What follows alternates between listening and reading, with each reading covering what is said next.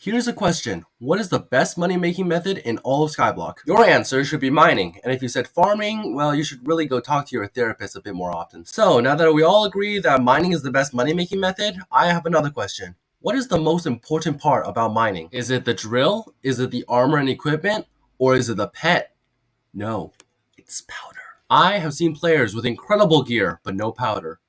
I am not going to be one of them. Now, the first thing I need to do if I'm trying to get powder is turn on Fulbright. As I was saying, the first thing I will need to do is level up a pet known as the Mithril Golem because it has a special perk that allows you to get more powder. The second thing that you need to do is realize that you're not supposed to do Mithril powder before gemstone powder. Now, the best way to get gemstone powder is to mine up a bunch of hardstones, spawn a treasure chest, and then open it for a few hundred gemstone powder. Way back when they added the Glacite Tunnels, they also added the mining spread feature, and this works on hardstone, making mineral armor very, very overpowered. Not only that, but Armadillo now gives mining spread while mining hardstone, meaning that this combo, which is fully mining spread, is now extremely good for powder. Now is the time to ruin the lives of people who came here looking for a guide. You see, I did not start at 0 powder. I started at 3 million mithril powder and 3 million gemstone powder because I powder grinded before the update. And because of this, I already have a maxed out Great Explorer perk and an almost maxed out Efficient Miner perk. Even though I absolutely agree that people should powder mine, it is gonna be a very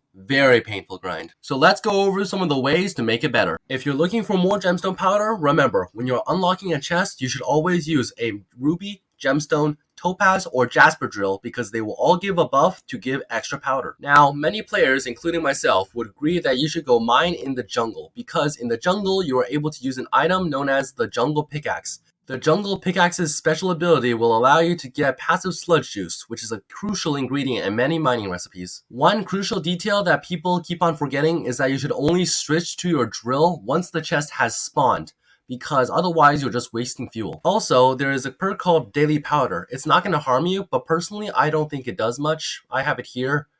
It doesn't really do much because who really needs 5,000 powder every single day when you can just mine a single chest and this happens. And to nobody's surprise, the best event for this is double powder. But even using all my little tips and tricks, it will still take very long. So let's get started. Oh, this is taking so long. There's gotta be something way to get more powder. Like maybe in the newest update there was.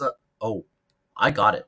But I'll tell you the details of my plan right after I finish building this Leaning Tower of Sludge Juice. There is one more powder boosting upgrade that I need to get, and I sincerely hope that I can get it, because otherwise I'm never doing mithril powder. This upgrade will force me to powder grind not in the jungle where I would like it to be, but instead in the goblin holdout for red goblin eggs. I am 100% sure that I'm not the only person who forgot this item got updated, because before it was completely useless. But now the spicy goblin omelette gives a plus 20% buff to all powder gain, making it incredibly good for mining. If only I could obtain it. You see, to make this item, you need 96 red goblin eggs and a flawless ruby. The flawless ruby just takes time, but the red goblin eggs are quite a different story. You see, red goblin eggs are completely based off of RNG, and just having some bad luck can change everything. Even though the Wikipedia page says that red goblin eggs are roughly a 1 in 400 drop, for me, they were a 1 in 1 trillion drop. This complete lack of goblin eggs was so bad that I just quit. I did not want to do it. I thought they didn't even exist anymore. But then I realized that they absolutely do exist. They were just so much rarer than I thought they would be. Well, you know, as they say, bad news is better than no news, right? And for the record, I'm just gonna say this. I do sincerely regret all the goblin eggs I threw away from before the update.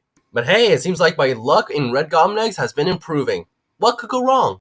Guys, help, I have more blue eggs than I have red eggs, and blue eggs are supposed to be twice as rare. Oh, these raids are so bad. In an average 30-minute session, I get like 5. That's 10 hours for this tiny upgrade that I won't even be using forever. Why? Game, what have I even done to you? Like, why do I have more blue eggs than red eggs again? Wow, that's quite something. 2 blue eggs and no red eggs. Woohoo. I chose to name this clip Mental BS Rates. I wonder why. Oh. Well, that's pretty self-explanatory. Hello? Hello? Game? Are you there? I'm sorry I insulted you. Hello? But like, seriously though, I mean, look at this. 20 minutes in and my first red goblin egg. Game, please help. The game does not help. This stack of goblin eggs took me, I don't know, like 7 hours. I'm gonna be honest, this item is not worth it. And now that I've hit a full stack of red goblin eggs, obviously the game rewards me by giving me more blue eggs. I don't want them. Now, I could keep on rambling out about how bad these rates are, but one, I don't think anyone cares, and two, nobody's really gonna listen to me anyways. So let's get on with it. A total of 6 hours used on this stupid egg grind, and I finally have enough for the stupid omelet.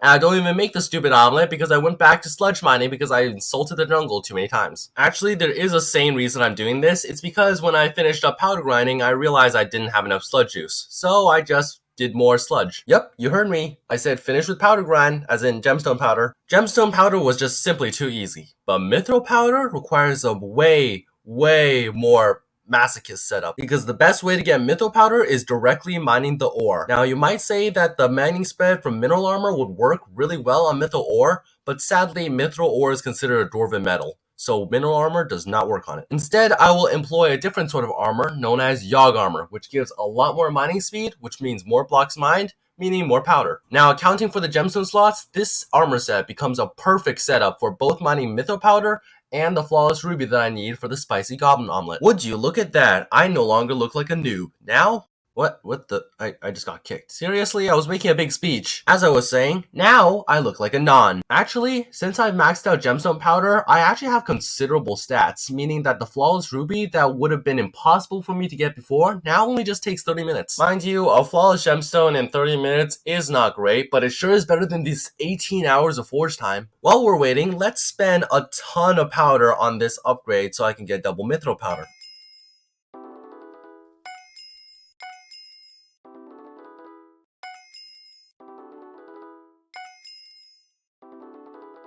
Honestly, it's worth it. These upgrades actually put me below max powder for gemstone again, so I just went to the precursor remnant and mined a bunch of parts. It's no big deal. Whoops, I mined too much. Oh well. Now, I wish I had something cool to say about the gear for mithril powder, but it's really boring, and yeah, the Hotum perks are just mining speed, mining spread, and some goblins. Oh yeah, also powder buff. Would be very embarrassing if you forgot powder buff. And for mithril powder, we will be using the mithril golem. Also, one last item that you can get to increase your powder rates is the powder pumpkin, which is sold by Brynmore in the village. If you're watching for content and not as a guide, you might realize I forgot to mention one singular perk, Titanium Insanium. And this is because I do not have the dimensional reforge on my armor, rendering Titanium Insanium completely useless. Don't worry, mining sweats, I got that fixed later on. However, if you aren't using dimensional for whatever reason, then there is no reason to use the Titanium Insanium at all. Because mithril powder requires you to mine so many blocks, I now have a maxed out stack of mithril and titanium, and it leaves me with enough to make some pretty decent upgrades, such as a mithril fuel tank to the 326 that I completely forgot to mention. And I also forgot the Stellar Reforge. Wow, I am really not on top of things today.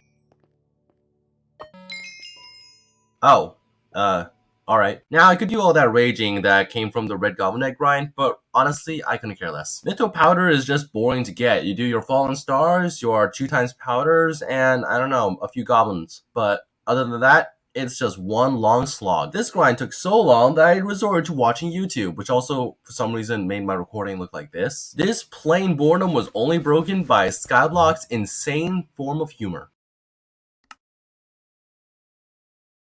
This mithril powder grind is so bad that even the puzzler forgot how to turn. And the rewards, even though they're pretty great, they're just not cutting it. Heck, I even tried to powder grind inside the mithril deposits in Crystal Hollows, which did work a bit better. However, I also need titanium, so I stopped doing it. And of course, with my luck, my screen looks like this when I hit max powder. So, that's that. 75 hours of footage later, and we got it.